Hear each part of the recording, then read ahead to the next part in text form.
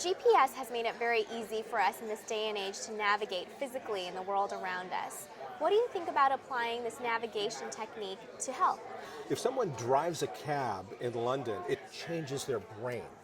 London cabbies are kind of legendary. They have to get the knowledge where they memorize 25,000 streets, 20,000 points of interest, their locations, information, hotels, and restaurants. All of this takes 3 or 4 years to pass the test, and the gray matter in their brain changes in the hippocampus.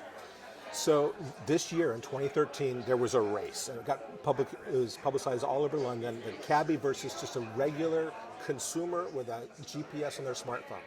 And the headline was that the cab wins easily. They still beat technology. But the real headline should have been, it only took an extra 3.5 minutes to navigate across London without all the training.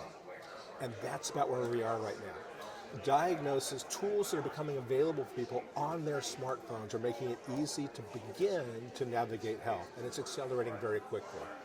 We still want to connect with physicians, but we need to involve people in the diagnostic process. And what are examples of some of these apps that are available? Is it kind of like a symptom checker where you put in your symptoms and then the app will tell you what you could likely have? Right, there are symptom checkers that are available. There are health trackers of a variety of different kinds, tracking exercise and fitness and heart rate variability.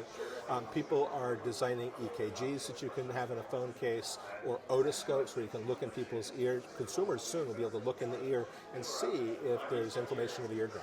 And at what point do patients then come into the hospital or consult with a physician? Like, how do you find the balance between this patient navigation on their own versus working side by side with a physician? Well, I think the best thing is participatory diagnosis, where people are really taking responsibility themselves and connecting with a physician.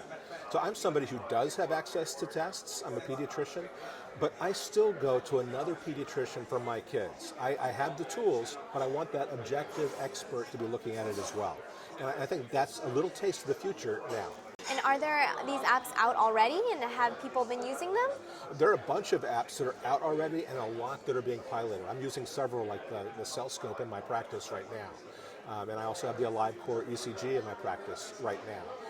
But there's many that are just coming down the pipe. Tell me a little more about the Cell Scope and how a parent could potentially use this at home. So the Cell Scope is a little case that goes onto an iPhone, and you put it, it's got a little speculum on it, so you put the speculum in the ear, and it just takes a picture of the eardrum.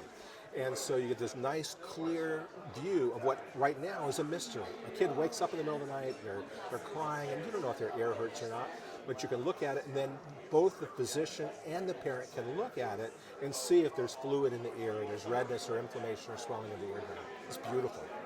I could potentially see this being applied to fields such as dermatology, where patients can take a picture of the lesion on their skin. And that's actually already happening right now. In fact, I saw a case here at Medicine X somebody had that they've been using to accelerate the speed of diagnosis of melanoma by doing just that, taking a magnified picture and having a dermatologist review it very quickly. How do you see this fitting in with telemedicine, which is kind of goes along with the same principles? The location of medicine has been changing. Back when I started, it was a lot based in the hospitals, and then in clinics, and then really at home as people would get on their desktops and Google things.